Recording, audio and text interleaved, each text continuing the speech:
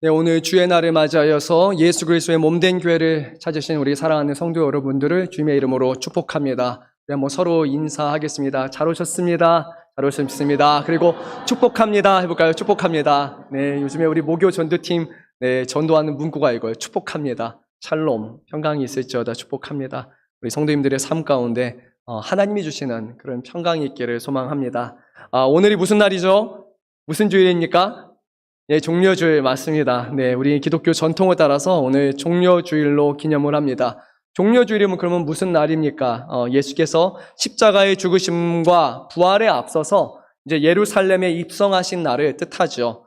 예수님이 예루살렘 성 안으로 입성하실 때 스가랴 선지자의 예언에 따라서 예수께서는 공의로우시고 겸손하여서 어린 나귀를 타고 구원을 베푸실 그 왕으로 입성하셨고, 그때 예수를 따르던 무리들은 겉옷과 그리고 종려나무 가지를 베어서 길에 펴고 그리고 이렇게 외쳤죠. 호산나 다윗의 자손이여 찬송하리로다. 주의 이름으로 오시는 이여 가장 높은 곳에서 호산나라고 그들은 예수님을 맞이했습니다. 호산나 무슨 뜻입니까? 이것은 아람어를 음역한 거예요. 말 그대로 호산나라고 쓴 건데요. 그것은 지금 구원하소서라는 그런 의미입니다. 즉 예루살렘의 입성이 지금 메시아를 이 땅에서 우리를 구원할 그 메시아 왕으로서 그 사람들이 무리들이 주님을 맞이하는 그 장면입니다. 이것이 바로 종려주일입니다. 그래서 우리는 좀 기쁘고 설레이는 마음을 가져야 돼요. 예수님이 정말 세상을 구원하기 위해서 이제 이스라엘에 입성하시는 장면, 예루살렘에 입성하시는 장면이기 때문이죠. 하지만 동시에요, 우리는 오늘부터 시작하는 이 날을 고난주간이라고 또 부릅니다. 또는 순환주간이라고도 하죠. 예수님의 죽으심을 앞둔 그 마지막 한 주간을 고난주간이라고 부릅니다. 이 한 주간 동안 우리는 그리스도의 십자가의 고난과 또 예수님의 죽으심이 우리를 위한 죽으심이라는 것을 우리는 기억하고 또 기념하면서 우리가 한 주간 동안 사사로운 일들을 좀 멀리하고 경건한 힘에 힘쓰고 또 그렇게 도모해야 합니다. 특별히 우리 기독교 전통을 따라서 이 고난주간에 또 금식하고 또 기도하고 또 말씀을 묵상하는 일들을 계속 행해오고 있습니다.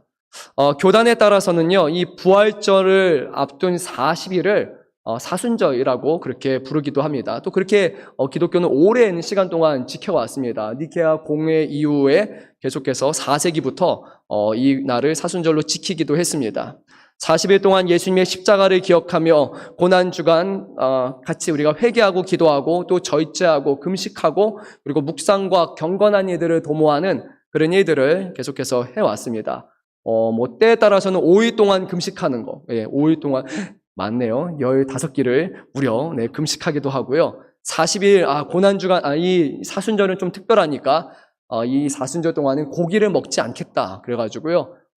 그냥 고기를 전혀 먹지 않고 그냥 채식을 성대하게 먹는 게 아니라 아주 간단하게 그렇게 식사를 하면서 모든 열심을 하나님 앞에 이렇게 드렸던 시간들도 있습니다.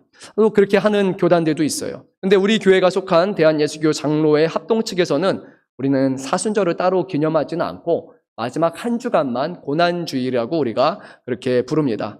왜 사순절을 기념하지 않습니까? 왜냐하면 사순절이라는 40일이라는 의미는 우리 사람들이 인위적으로 만들어 놓은 그런 날이죠. 이때는 엄밀히 말하면 이스라엘의 40년의 광야 생활을 우리의 삶과 연결시켜서 우리가 그렇게 떠올리는 그런 시간이기도 하고요. 또 자칫 잘못하면 40일이라는 이 시간이 상당히 길다 보니까 그 기간 동안에 우리가 매주마다 드리는 그 주일 예배가 의미가 조금 퇴색될 수 있기 때문입니다. 사랑하는 성도 여러분, 우리에게 주신 절기 중에 가장 중요한 절기는요, 바로 주일이라는 절기입니다. 우리가 추수감사절도 있고 성탄절도 지키고 여러 가지를 지키지만요, 매주마다 찾아오는 이 주일이야말로 1년에 52주일이야말로 그냥 드리는 그런 주일이 아니라 이것은 예수님의 죽으심과 부활을 기념하는 가장 중요한 절기라는 것을 기억해야 돼요.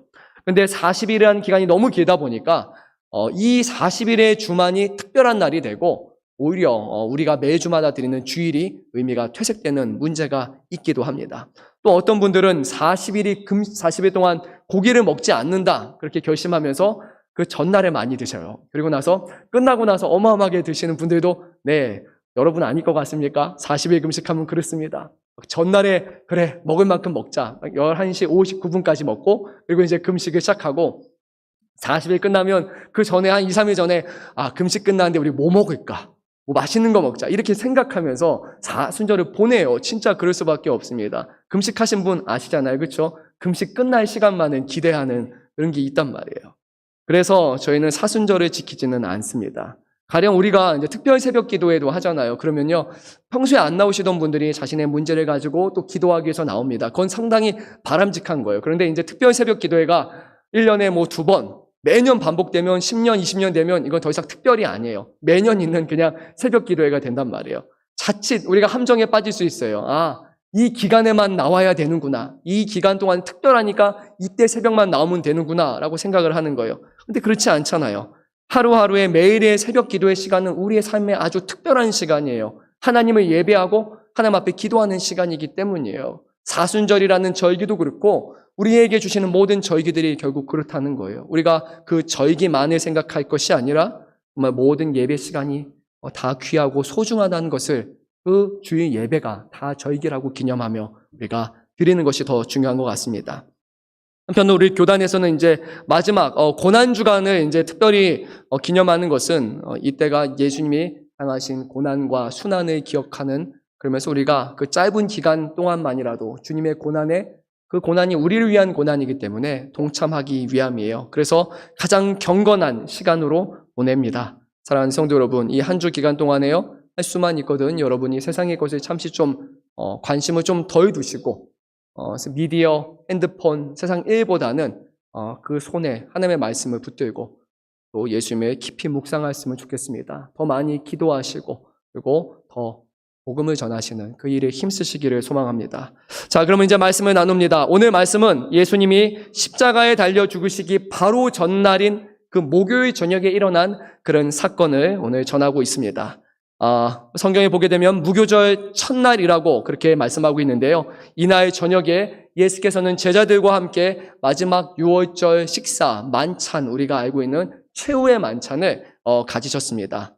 그리고 예수님은 그 식사를 하신 후에 제자들 중 한 사람이 바로 예수님을 넘길 것이다. 한국어 성경은 계속해서 팔 것이다 라고 번역되어 있지만 원문 성경에서는 넘겨주다라고 그렇게 표현을 하고 있습니다. 의미는 비슷하죠.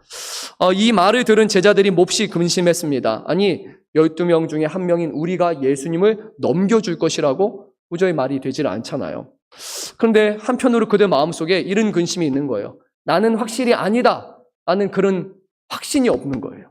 그래서 오늘 말씀을 보니까요, 한 사람씩 예수님께 나와서 나는 아니지요, 나는 아니지요, 나는 아니죠, 이렇게 그렇게 말을 했습니다. 나는 아닙니다. 나는 절대로 아니에요. 나는 어떤 이유에서도 예수님을 팔아넘길 사람이 아니에요. 나는 주님 위해서 죽겠습니다라고 단호하게 말할 수 있는 그런 것이 아니라 제자들의 마음이 팔 수도 있겠다라는 그런 마음이 갈팡질팡하는 거예요. 한 사람 한 사람씩 확신하지 못하고 예수님께 나와 말했고 결국에 나중에 가룟 유다, 예수님을 확실하게 팔아넘기는 사람도 이렇게 말합니다. 랍비여, 나는 아니지요 라고 물었습니다. 그때 예수님은 이렇게 대답하셨습니다. 내가 말하였도다. 무슨 의미입니까? 네가 판다고 한 것이 맞다. 주님은 그 자리에서 가룟 유다를 인정하셨어요. 즉 예수님은 가룟 유다가 배신을 일찍이 배신할 것이라는 것을 주님은 이미 다 알고 계셨고, 그럼에도 불구하고 그 마지막 만찬의 자리에 가룟 유다를 같이 참여하게 하셨고, 뿐만이 아니라 그에게 주님의 살과 피가 되는 떡과 잔을 내어주시기까지 하셨어요. 자신을 배신한 사람까지도 사랑하시는 것, 그것이 바로 우리의 예수님의 사랑이고 그것이 하나님의 사랑 아닙니까? 오늘날에도 주를 믿는다고 했지만 믿음을 저버리고 그리고 믿음 가운데 살아가지 않는 사람들을 향해 주님은 네가 나를 열심히 믿지 않으니까 내가 너를 사랑하지 않는다 이렇게 말씀하시는 것이 아니라, 너희가 나를 떠난다 할지라도, 나를 배신한다 할지라도 나는 너희를 여전히 사랑한다. 이것이 우리의 하나님의 그리고 우리 예수님의 마음입니다. 그 사랑이 우리의 마음을 감동케 하고 그 마음이 결국 우리로 하여금 하나님의 사랑으로 들어오게 하는 것이죠. 이제 가룟 유다는요, 예수님의 답변을 들었습니다. 내가 말한 대로, 그렇죠? 내가 말하였도다. 그 대답을 들은 가룟 유다는요, 그 길로 예수님을 떠나서 이제 어디로 갔을까요? 대제사장에게 아마 갔을 것입니다. 일전에 대제사장을 만나서 그가 은 30냥에 예수님을 이제 팔아 넘기기로 모든 얘기가 다 끝나 있었고, 그리고 어떻게 하면 언제 예수님을 조용히 잡아서 넘겨줄 수 있을까? 그것을 기회를 엿보던 차에 예수님이 하신 말씀, 내가 말하였도다. 네가 팔 것을 내가 알고 있다라는 그 말을 듣고 아마도 이 가룟 유다는 그 말씀에 위기감을 느꼈을 것이고 그는 결국 자리를 떠났습니다. 그리고 오늘 예수님은요, 제자들과 함께 이제 자리를 이동하셨어요. 만찬을 다 하신 후에 감람산을 향해서 이제 제자들과 함께 걸어가셨습니다. 가시는 중에 이제 제자들에게 말씀하셨습니다. 바로 오늘 내가 이제 제자들을 떠날 것이다. 내가 팔리게 될 것이다. 말씀하셨어요. 하나님께서 목자를 쳐서 결국 양떼들을 다 흩으심과 같이 하나님께서 제자들의 목자가 되는 이 예수님을 치셔서 팔아 넘기실 것이고 그리고 나서 남겨진 제자들은 양과 같이 다 뿔뿔이 흩어질 것이다 라고 주님이 말씀하셨어요. 근데 거기가 끝이 아니라 하나님께서는 다시 예수님을 살리셔서 예수님은 다시 살아나서 제자들보다 먼저 갈릴리에 가 계실 것이다. 주님은 그렇게 말씀하시면서 제자들을 안심시키셨습니다. 그때 베드로가 말합니다. 예수님, 다른 제자들이 다 예수님을 떠난다 할지라도요, 저는 그렇지 않을 겁니다. 저는 주님을 팔지 않을 겁니다. 그렇게 장담을 합니다. 그러자 예수님이 뭐라고 말씀하셨습니까? 오늘 밤 닭 울기 전에 베드로가 몇 번 부인한다고요? 3번 부인할 것이다 라고 주님은 말씀하셨습니다. 그 말을 들은 베드로와 제자들이 아니요 그런 일 없습니다. 주님, 우리가 죽음은 죽었지 절대로 주님을 부정하고 떠나는 일은 없을 것입니다 라고 말했어요. 그들의 의지는 아주 확고해 보였어요. 하지만 그들이 정말로 큰 위험을 마주하는 순간 그들의 의지는 여지없이 무너져 버리고 말았습니다. 오늘 우리가 읽은 말씀 가장 끝부분에 뭐라고 되어 있습니까? 제자들이 다 떠나갔다, 도망갔다라고 성경은 기록하고 있습니다. 우리 사람의 의지만으로 되는 거 아니에요. 내가 무조건 주님 곁에 지킬 거예요. 아니에요. 정말 큰 시험을 당하면 그런 모든 마음들은 두려움 앞에 다 그냥 무너져 버립니다. 우리의 의지와 우리의 어떤 것으로 할 수 있는 것이 아닙니다. 예수님께서는 오늘 말씀을 통하여서요, 오늘 이 겟세마네 기도에 통하여서요, 이런 고난과 이런 어려움 가운데 우리가 어떻게 그러면 주님을 배반하지 않고 주님을 떠나지 않고 믿음을 굳건히 지킬 수 있는지에 대해서, 우리의 고난과 시련들을 어떻게 이겨낼 수 있는지에 대해서 오늘 이 기도라는 맥락을 통해서 우리를 가르쳐 주십니다. 그래서 우리가 오늘 이 예수님이 하시는 기도를 잘 묵상하면 좋을 것 같습니다. 이제 예수님께서 제자들과 함께 겟세마네에 이르셨고요. 예수님은 제자들에게 앉아서 좀 기다리라라고 말씀하셨어요. 그리고 그 중에서 3명의 제자를 특별히 이렇게 뽑으셔가지고 나와 함께 가자, 기도하러 가자라고 말씀하셨습니다. 이 3명은 오늘 말씀해 보니까 베드로와 세베대의 2 아들이라고 그렇게 기록하고 있습니다. 이 2 아들, 세베대의 2 아들 누군지 여러분 아십니까? 마태복음은 기록하고 있지 않지만 다른 말씀을 보면 야고보 그리고 요한을 가리키죠. 그런데 오늘은 이 말씀에서 이 2 사람을 언급하지 않아요. 모든 관심사를 바로 베드로에게 지금 쏟고 있기 때문이에요. 그런데 한편 생각해보면 예수님은 왜 이들 3명만을 데리고 가셨을까요? 만약에 예수님이 혼자 기도하시기 위함이라면 뭐 여러 명도 좋지만 혼자 기도하는 게 더 좋을 때도 있잖아요. 특별히 가장 큰 어려움 앞에서 하나님 앞에 개인적으로 기도하는 시간을 가졌을 수도 있고 그게 더 편할 수도 있어요. 그런데 주님은 그렇게 혼자 가시지 않았어요. 기도의 동역자가 필요하다면요, 아니 3명보다 11명이 더 낫지 않습니까? 더 많은 제자들과 함께 가자, 우리가 여기서 다 같이 합심으로 뜨겁게 기도하자, 내가 힘드니까 그렇게 얘기할 수도 있을 거예요. 그런데 예수님은 그러지 않았어요. 이 안에서 특별히 3사람만을 선택했습니다. 물론 여러 가지 이유가 있겠죠. 한 가지는 베드로는 이 12명의 제자 중에 수제자였기 때문에 항상 그 자리에 껴야 되는 사람이었을 거예요. 또한 나머지 이 2명을 다 포함해서 3명은 어떻게 보면 리더 그룹이라고 볼 수 있을 거예요. 가장 주님 앞에 신실한 사람이겠죠. 하지만 그것이 다가 아니라 예수님의 의도는 여기서가 끝이 아니라 이 기도의 과정을 통해서 앞으로 이 3사람들에게 일어날 그런 환난과 어려움 가운데 과연 어떻게 믿음으로 바로 서야 될 것인지를, 어떻게 믿음으로 하나님의 말씀에 순종해야 될 것을 가르쳐 주시기 위해서, 그 본을 보이시기 위해서 3명의 사람을 부르셨습니다. 우리가 아는 대로요, 베드로는 유세비우스라는 역사학자에 따르면 십자가에 달려 죽었다고 그렇게 전승을 통해서 알고 있죠. 근데 좀 다르게 죽었죠. 어떻게 죽었다고 알려져 있습니까? 십자가에 거꾸로 매달려 죽었다고 알려져 있어요. 물론 정확하게 우리는 알지는 못해요. 근데 나도 예수님처럼 이렇게 죽을 수는 없으니까 그래서 나는 거꾸로 매달려 죽었다라고 그렇게 전승이 있습니다. 근데 명확한 것은 야고보는 사도들 중에서 가장 먼저 순교한 사람이에요.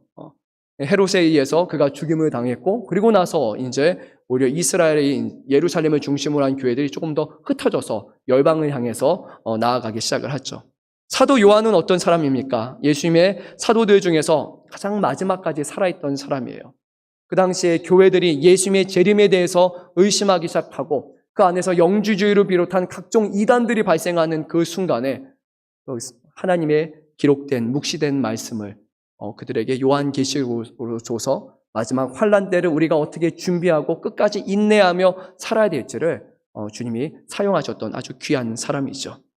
예수님께서는 이 기도를 통하여서 그들이 앞으로의 사역을 어떻게 준비해야 될지를 본으로 가르쳐 주신 것입니다.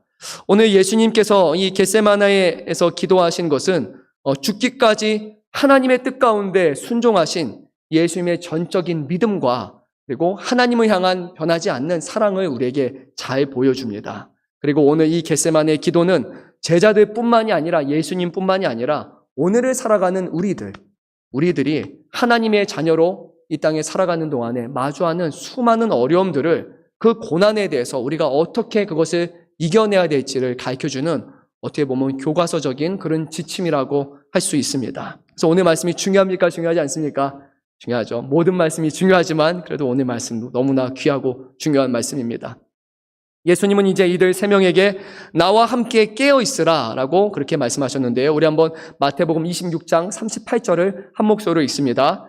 이에 말씀하시되 내 마음이 매우 고민하여 죽게 되어 있으니 너희는 여기 머물러 나와 함께 깨어 있으라 하시고, 예수님이 세 명의 제자들과 함께 하신 다음에 조금 떨어지셔서 너희 세 명 여기서 깨어서 있으라. 그리고 단순히 깨어만 있으라는 것이 아니라 깨어서 나를 위해 기도하라라고 그것을 함축하고 있습니다.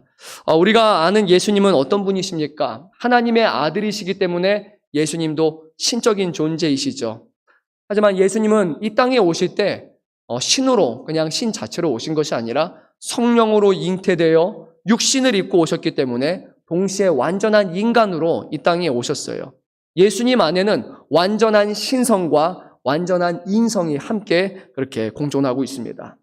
따라서 예수님은요, 우리와 같이 피곤을 느끼시는 분이었고, 성경에 보면 예수님도 식사할 때가 되면 시장하셨다라고 말씀하고, 심지어 예수님은 눈물을 흘리기까지도 하셨어요. 그리고 오늘 예수님이 마지막으로 체포되시기 전에 이제 앞으로 일어날 십자가의 사건을 앞두고 예수님은 내 마음이 매우 고민하여 죽게 되었으니 라고 말씀하시며 예수님의 깊은 고통의 그 감정을 오늘 표현해서 말씀하셨습니다. 예수님도 우리와 같은 분이셔서 예수님도 모든 고난과 어려움을 겪으실 때 힘들어 하셨다는 것을 우리는 기억해야 합니다. 예수님의 말씀은요, 한마디로 이것이에요. 괴로워 죽겠다. 이게 예수님이 오늘 하신 말씀입니다. 너무 괴로워 내가 죽을 것 같아. 이렇게 말합니다.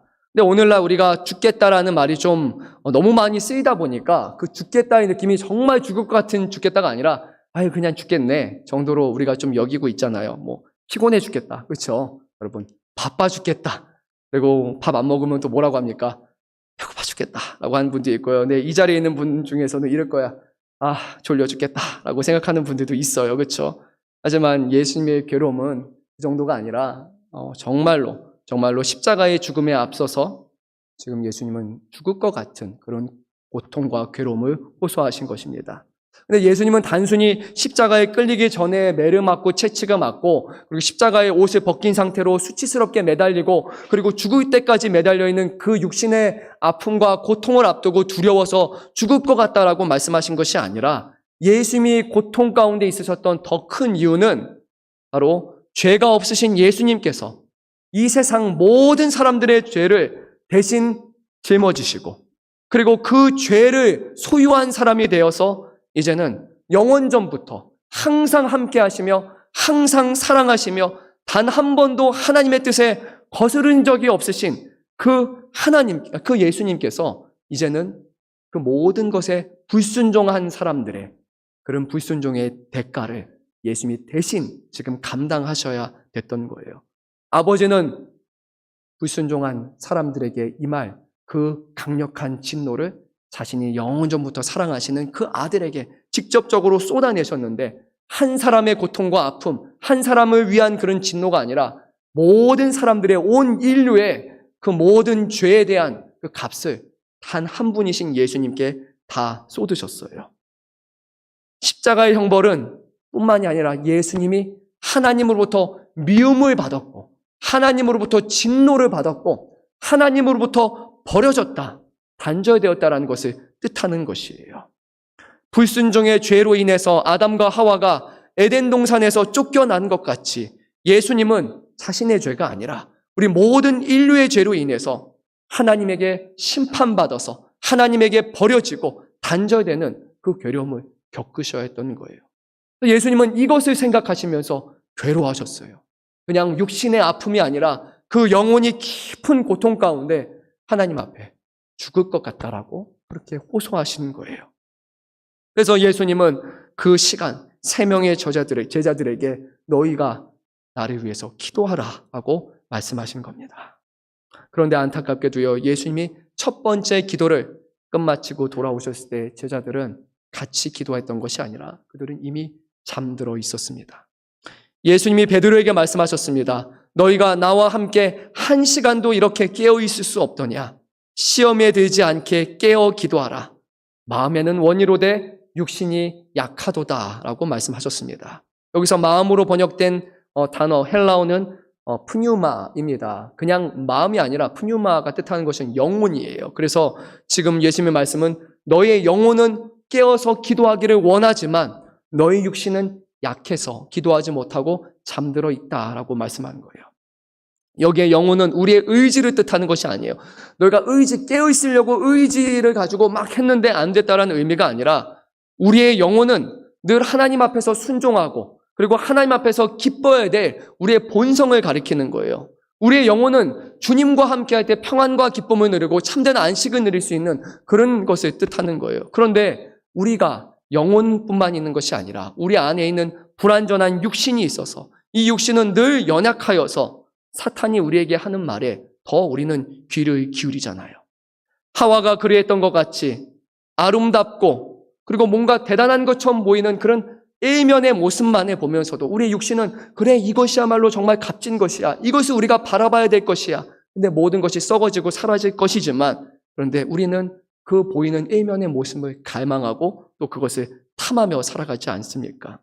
우리의 영혼은 마땅히 하나님을 따라야 되고 하나님이 기뻐하실 것을 우리는 구해야 되지만 우리의 연약한 육신은 세상을 갈구하며 그런 격동 가운데 있어요.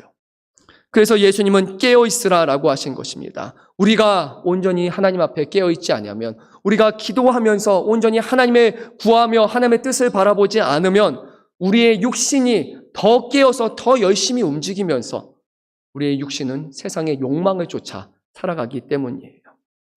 우리는 시험에 들지 않기 위해서 깨어서 기도해야 됩니다. 우리의 영혼이 정말 하나님으로 인해 기뻐하고 우리의 영혼이 기뻐하는 것을 우리가 쫓아 살아가기 위해서 우리는 깨어서 기도해야 돼요. 우리의 영혼은 세상의 어떤 존귀함이나 부귀함으로 만족되는 것이 아니라 오직 하나님 안에서만 참 자유와 기쁨과 평온함을 느낄 수 있기 때문에 우리는 그것을 구해야 한다는 것이에요. 그것을 가로막는 다양한 현실의 상황에서 우리가 시험을 당하지 않도록 우리는 늘 깨어서 영으로 하나님을 구하고 우리는 기도하는 삶을 살아야 합니다. 예수님은 자신의 고난의 모습을 통해서 이것을 우리에게 아주 잘 보여주셨습니다. 우리 한번 39절 말씀을 읽도록 하겠습니다. 조금 나아가사 얼굴을 땅에 대시고 엎드려 기도하여 이르시되 내 아버지여 만일 할만하거든 이 잔을 내게서 지나가게 하옵소서. 그러나 나의 원대로 마시옵고 아버지의 원대로 하옵소서 하시고 예수님이 가장 먼저 한 것은요 하나님 앞에 엎드리는 것이었습니다. 하나님 앞에 정말 엎드려서 자신의 머리가 땅에 닿을 것 같은 그런 겸손과 복종의 자세로 경배의 자세로 기도를 하셨습니다.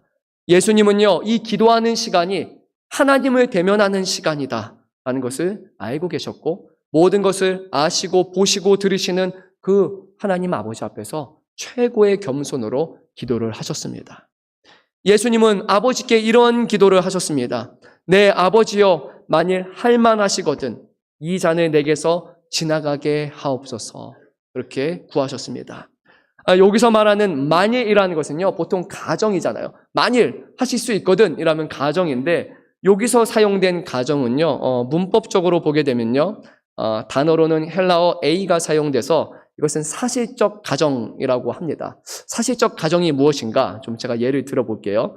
제가 이제 저희 부목사님이 계신데, 부목사님이 이렇게 잘하세요. 뭐 이렇게 요청을 하면요, 탁탁탁 되게 빨리 많이 잘해주세요. 신청서를 요청하면 탁탁탁 맞아요. 목사님 이렇게 할까요?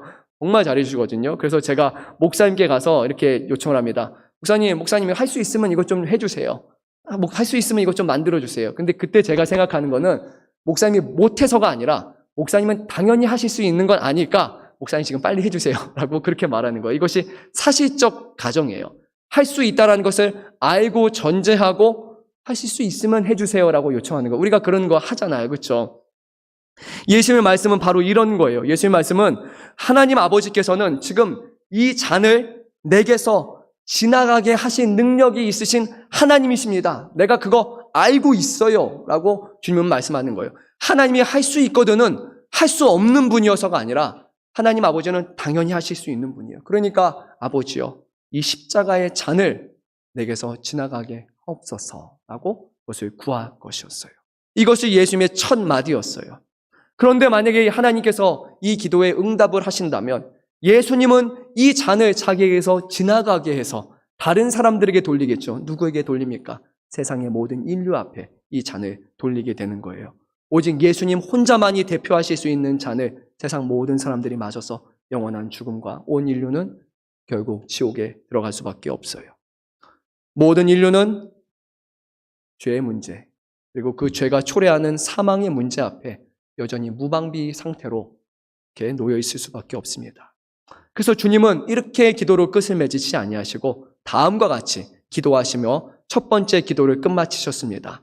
그러나 나의 원대로 마시옵고 아버지의 원대로 하옵소서. 사랑하는 성도 여러분, 예수님의 기도는 하나님 앞에 불가능한 것이 없다라는 것을 고백하는 것으로 시작을 합니다. 하나님이 할 수 있는 분이냐 아니냐 그것이 아니에요. 하나님은 모든 것을 다 하실 수 있다. 그것이 바로 우리가 믿는 하나님이고 우리가 기도할 때 우리가 대하는 자세예요. 하나님, 내가 지금 힘든데 하나님이 할 수 있으면 도와주세요. 여러분, 잘못 생각하고 있는 거예요. 하나님은요, 우리의 모든 문제를 언제든지 말씀 하나만으로 다 해결하실 수 있는 분이에요. 우리는 그런 하나님 앞에 믿음으로 간구해야 되는 거예요. 그런데 다만 우리가 기도할 때 조심해야 될 것은 이것이에요. 아버지, 내가 원하는 것은 이것인데 과연 이것이 정말로 하나님 보시기에 옳은 것입니까? 예수님의 잔을 피해서 모든 인류를 죽음 가운데 내버려 두는 것이 하나님 보시기에 옳지 않은 것 같이 내가 이 고난과 어려움 가운데 그냥 문제가 쉽게 다 해결되고 만사 형통이 되는 것이 나에게는 당장은 좋을 수는 있는데 그것이 하나님 보시기에 그리고 정말 나에게 좋은 것입니까? 하고 우리는 기도하며 주의 뜻을 구하고 물어가야 되는 거예요. 그래서 예수님은 내가 원하는 것, 나는 이것을 원하지만 이것이 아니라 아버지가 원하는 것을 이루어 주십시오라고 그렇게 간구했습니다. 이것이 고난에 마주하는 우리의 모습이 되어야 됩니다. 고난의 순간마다 우리의 기도를 들으시는 하나님이 누구신지를 여러분 정확하게 기억하셔야 됩니다.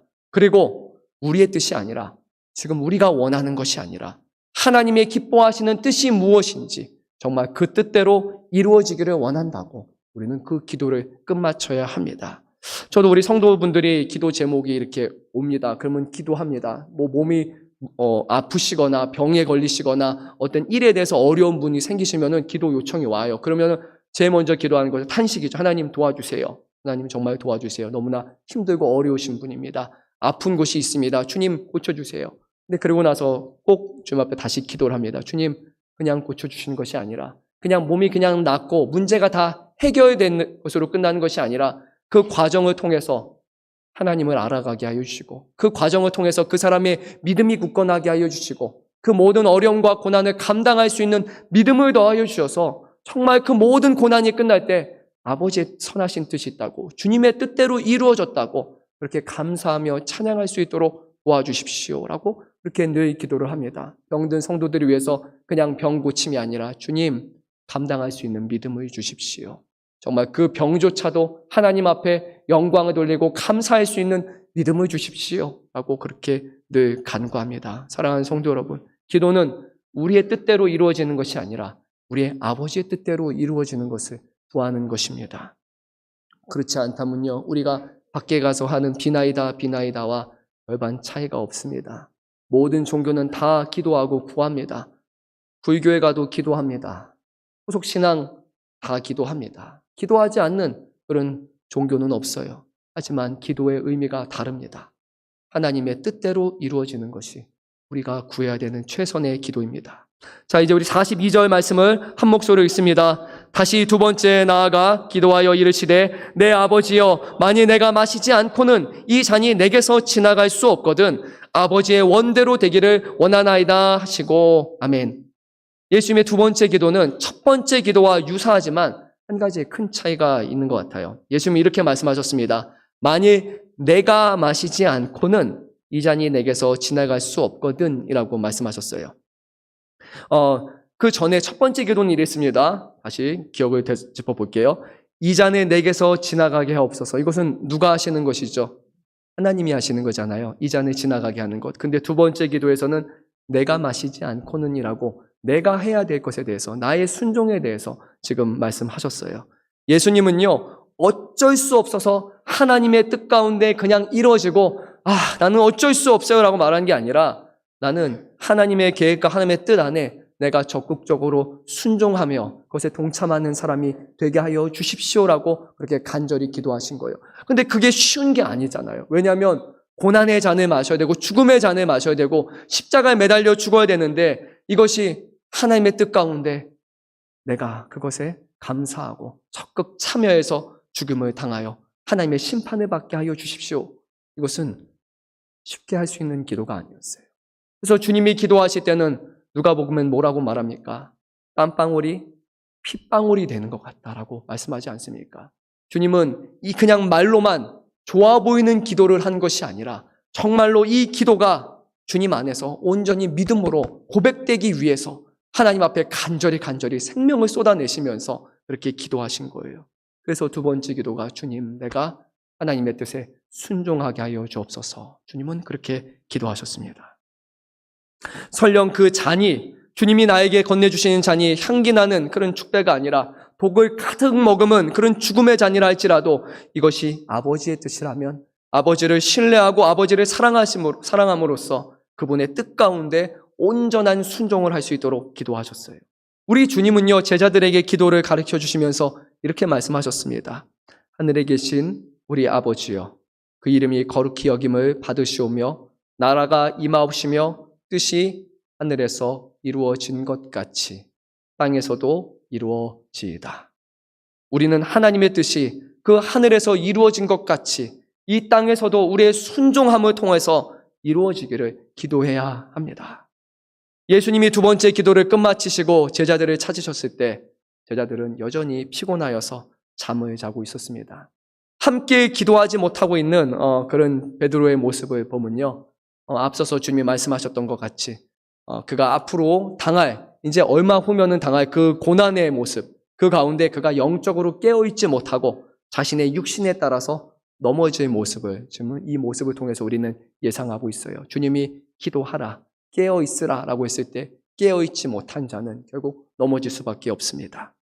이제 예수님은 세 번째로 기도하셨습니다. 44절, 45절 말씀 합독합니다. 또 그들을 두시고 나아가 세 번째 같은 말씀으로 기도하신 후 이에 제자들에게 오사 이르시되 이제는 자고 쉬라. 보라, 때가 가까이 왔으니 인자가 죄인의 손에 팔리느니라. 아멘. 세 번째 기도는 앞선 기도와 같다라고 성경은 말씀합니다. 예수님은 오직 한 가지의 문제를 놓고서 세 번에 걸쳐서 간절하게 기도하신 거예요. 하나님의 뜻 가운데 온전한 순종함, 그리고 이 모든 것이 하나님의 계획 가운데 이루어지도록 주님은 간절히 기도하셨습니다. 세 번의 기도를 통해 예수님은 이제 하늘 아버지께서 자신에게 건네주신 이 잔을 받아 마시기로 결심하셨고, 그리고 순종하시면서 이렇게 말씀하셨어요. 일어나라, 함께 가자. 보라, 나를 파는 자가 가까이 왔느니라. 예수님의 팔자는 누굽니까? 가룟 유다잖아요. 근데 예수님은 가룟 유다를 피하는 것이 아니라 가자. 지금 그가 오고 있으니까 그곳에 가서 그를 만나자. 이것이 바로 예수님이 기도한 후에 얻으신 확신이었고 그분의 순종이었습니다. 오늘날 우리는 우리의 기도가 많이 퇴색되어 있다고 저는 생각합니다. 말씀드렸던 것 같이 여타 종교에서 하는 것과 같은 단순히 우리의 피로를 하나님께 아뢰는 것이 기도라고 생각하면요, 우리는 기도하지 않는 사람이 될 수밖에 없어요. 왜냐하면 다 그렇게 기도하니까요. 그것이 아니에요. 우리의 기도는 모든 것을 하실 수 있는 하늘 아버지를 전심으로 믿고 우리의 뜻이 아니라 하나님의 뜻을 구하는 것, 그리고 그분의 뜻에 순종할 수 있는 믿음과 확신을 놓고 여러분이 기도해야 합니다. 설령 그것이 도저히 우리의 이성으로 납득할 수 없다 할지라도요, 이것을 통해 하나님의 영광이 나타난다면 우리가 주님의 뜻을 깨닫고 그것에 순종하여서 그것을 구할 수 있는 사람이 되는 것, 그것이 바로 우리의 간구의 그런 간구하는 기도가 되어야 합니다. 기도는 결국 이렇게 생각됩니다. 우리의 뜻을 꺾는 것이에요. 그리고 아버지의 뜻을 따르는 것이에요. 하지만 기도는 거기서 끝나지 않습니다. 기도는 우리의 힘으로 문제를 해결하는 것이 아니라 모든 것을 말씀으로 해결하실 수 있는 전능하신 하나님을 의지하면서 그분의 품에 우리 자신을 맡기는 것이라고 저는 그렇게 생각합니다. 우리 어린 아이들을 보면요, 부모의 품, 아버지의 품에 딱 안겨있는 아이들은 겁내지 않아요. 두려워하지 않습니다. 우리가 혼자 있으면 두려워할 수 있지만 우리의 아버지의 품 안에 안겨있으면 우리는 염려하고 두려워할 필요가 없습니다. 오직 우리의 영혼은 주님 안에서만 확신을 가지고 주님 안에서만 기뻐할 수 있다는 것은 여러분 기억하셔야 됩니다. 여러분의 삶 가운데 참 평안이 있습니까? 없다면요, 우리가 스스로 지금 평안을 가지려고 하기 때문이에요. 우리 안에 진정한 평안은 하나님을 구하고 하나님 앞에 삶을 맡길 때만, 주님을 전적으로 신뢰할 때만 우리가 평안을 누릴 수 있는 것입니다. 사랑하는 성도 여러분, 저와 여러분, 우리 모두 안에 정말 주님이 주시는 그런 평안이 있기를 간절히 소망합니다. 이제 가룟 유다가 큰 무리를 이끌고 예수께 나왔습니다. 그리고 이 가룟 유다는 참 제가 보기엔 가증한 사람이에요. 예수님 앞에 인사하고 라피어라고 인사하고 입을 맞추었어요. 입을 맞췄다는 것은 바로 이 사람이 예수라는 그런 표식이었어요. 이렇게 표시한 것도 아니고 입맞춤이라는 그런 행동을, 예수님을 팔아넘기는 그런 행동으로 사용했다는 것은 그의 마음이 얼마나 부정하고 그가 얼마나 육신에 사로잡힌 사람인지를 우리는 잘 알 수 있어요. 가룟 유다는 끝까지 예수님을 배반했어요. 그런데 충격적인 것은요, 예수님은 도리어 이러한 가룟 유다를 불쌍히 여기셨고 그를 향해서 이렇게 말씀하셨습니다. 친구요. 뭐라고요? 친구요. 배신자요. 원수요. 이 나쁜 놈아. 이렇게 말하는 게 원래 당연한 거 아닙니까? 네가 나를 지금 어떻게 그럴 수가 있냐? 정말 이렇게 화가 치밀어서 뭐라고 욕을 해도 이상하지 않은 상황인데 예수님이 이렇게 말씀하셨어요. 친구요. 내 친구요. 예수님은 그를 친구라 부르시면서 끝까지 그를 사랑하신 거예요. 끝까지 그에게 다시 한번 회유하시는 거예요. 정말 이것이 네가 원하는 것이고 이것이 하나님의 영광을 위한 것이냐? 주님은 친구여라고 부르셨습니다. 하지만 가룟 유다는 마음을 굽히지 않았습니다. 가룟 유다는 이제 사람들과 함께 동행해서 예수님을 체포합니다. 아마 그는 뒤로 좀 빠졌을 거예요. 뒤에 쫓아온 사람들이 이제 예수님을 체포하기 위해서 나왔고, 결국 예수님의 몸에 손을 대어서 예수님을 붙잡고, 그리고 완력을 사용해서 예수님을 이제 끌고 가려고 합니다. 근데 바로 그때 아주 충격적인 사건이 하나가 발생을 합니다. 예수님의 제자 중 한 사람이 뭐를 빼었습니까? 칼을 빼어들었어요. 그래서 대제사장의 대제사장을 쫓아왔던 어떤 군사일 수도 있고 개인적인 종일 수도 있죠. 그 사람을 쳐서 그의 귀를 잘라버렸습니다. 마태복음서에서는 그가 누구인지를 침묵하고 있지만 성경은 그를 베드로라고 그렇게 말을 합니다. 베드로가 왜 이런 상황에서 칼을 빼내어서 그 사람의 귀를 잘랐을까요? 여러분 어떤 생각이 드십니까? 여러 가지 생각을 잘 해보죠. 모인 사람의 숫자가 훨씬 많았어요. 성전의 경비대를 대동했어요. 그 사람들은 무장한 사람들이었어요. 칼과 몽둥이 들고 온 사람들이 지금 빼곡하게 그 자리를 채웠어요. 그 사람들과 예수님 곁에 있는 11명의 제자들이 붙으면 이것은 해보나 마나한 싸움이에요. 무장한 군사와 그냥 예수님의 제자란 말이에요. 여기서 칼을 뺀다는 것은 정말 어리석은 일이에요. 그런데 베드로가 칼을 꺼내 들었어요. 왜 그랬을까요? 예수님이 그 다음의 말씀을 통해서 어떠한 상황인지 우리에게 말씀하십니다. 52절, 53절 말씀을 제가 읽겠습니다. 이에 예수께서 이르시되 내 칼을 도로 칼집에 꽂으라. 칼을 가지는 자는 다 칼로 망하느니라. 너는 내가 아버지께 구하여 지금 12군단 더 되는 천사를 보내시게 할 수 없는 줄로 아느냐. 여기서 53절에서 예수님이 12군단 더 되는 천사라고 말씀하실 때요. 그 당시에 로마의 기준으로 보면 한 군단은 6천 명이에요. 그러니까 지금 7만 2천 명의 그런 천사일 것이고 당시 로마의 전체 군대의 약 반 정도에 해당하는 어마어마한 천사를 보내서 언제든지 주님은 막으실 수 있고 이들과 싸우실 수 있다라고 말씀하셨어요. 이것이 베드로의 행동에 대한 예수님의 답변이었어요. 예수님은 그러면 왜 천사들이 천군 천사에 대해서 말씀하셨을까요? 그 이유는 당시에 유대인들이 생각했던 그런 메시아에 관한 그런 잘못된 생각이 있었기 때문이에요. 그들은 이 땅에 메시아, 그 메시아가 오면은 마지막 때 그가 칼을 빼어 들고서 용감한 다윗과 같이 다윗의 자손으로서 로마를 향한 전 세계를 향한 전쟁을 일으켜서 거기서 무력으로 승리하고 이스라엘을 온 세상에 가장 영광이 되는 나라로 세울 것이라고 생각하는 그런 군사적이고 정치적인 메시아관이 있었어요. 그래서 칼을 꺼내서 싸우는 것이 그 당시에 사람들이 믿었던 메시아의 모습이었어요. 베드로는요, 지금 마지막 때 이 위협의 때 이렇게 생각한 거예요. 내가 칼을 들어서 여기서 가장 먼저 움직이면 바로 이곳에 하나님께서 놀라운 천사들을 보내셔서 메시아가 이끄는 그런 최종적인 전쟁이 이곳에서 일어날 것이고 로마의 병사들, 이 사람들은 한 번에 쓸어내고 이제 비로소 이곳에 놀라운 하나님의 그런 메시아가 이루는 왕국이 도래할 것이다 라고 그렇게 믿었던 거예요. 그래서 그는 홍해를 먼저 발에 들어간 것 같이, 아니 요단강에 먼저 발을 내미는 것 같이 내가 믿음으로 칼을 들어 치면 이런 역사가 일어날 것이라고 믿었어요. 그런데 주님은 뭐라고 말씀하시는 거예요? 아니라는 거예요. 메시아를 통해서 전쟁을 일으키는 것이 목적이 아니라 주님이 이루실 승리는 바로 하나님 앞에 죽기까지 순종하는 것, 바로 순종의 싸움이라고 지금 말씀하신 겁니다. 예수님은 이어서 말씀하셨어요. 내가 만일 그렇게 하면 이런 일이 있으리라 한 성경이 어떻게 이루어지겠느냐 하시더라. 예수님이 자신이 붙잡히는 것이 결국 말씀의 성취, 하나님의 뜻과 하나님의 계획 가운데 모든 것이 이루어지는 것이야말로 자신에게 부여된 거룩한 사명이고 그것이 바로 십자가 위에서 세상을 위해서 대속량이 되어 죽는 것이다 라고 그렇게 말씀하셨습니다.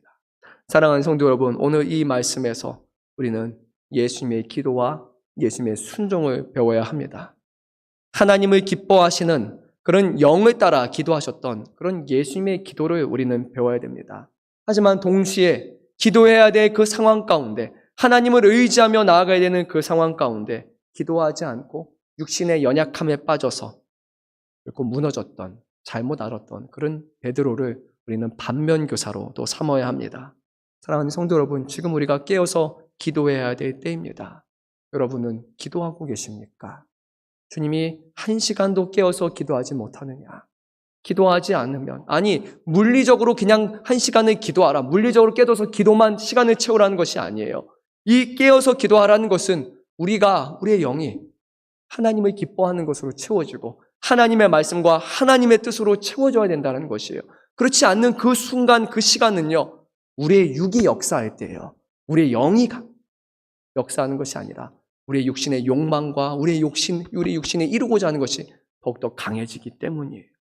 지금 우리는요, 나라와 민족을 위해서 기도해야 됩니다. 우리 대한민국이 하나님 보시기에 기뻐하시는 나라인지, 정말 이 땅에 있는 교회들은 하나님을 의지하며 정말 신령한 것을 사모하며 하나님의 역사하심을 갈구하고 있는지, 아니면 어느 나의 교회 안에도 보면은 그럴듯하고 멋있고 하는 일들이 엄청난 것 같지만 거기에는 하나님이 기뻐하시는 것을 쫓아 행하는 것이 아니라 사람을 기쁘게 하고 만족하고 우리의 육신에 따르는 일들이 교회 안에서 버젓이 일어나고 있지는 않은지 우리는 또 깨어서 기도해야 돼요. 우리의 가정은 어떻습니까? 우리의 이웃은 어떻습니까? 우리 지역은 어떻습니까? 끝으로 여러분, 저와 여러분 자신은 어떻습니까? 우리의 영은 깨어 있습니까? 우리의 영은 깨어서 기도하며 하나님을 갈구하고 있습니까? 사랑하는 성도 여러분, 기도하십시오. 같이 기도해야 됩니다. 하나님을 뜻을 구하고 그분의 뜻에 순종하는 그 믿음을 위해서 그 어느 때보다 우리는 기도해야 합니다. 그리고 기도함으로써 전능하신 하나님 품에 안기시기 바랍니다. 하나님은 그 품은 팔을 절대 놓지 아니하시며 꼭 우리를 붙드시고 지키시고 마지막 때까지 우리를 구원하실 것입니다. 우리를 붙들고 계시는 주님을 신뢰하시고 두려워하지 마십시오. 주님은 전능하신 하나님이십니다.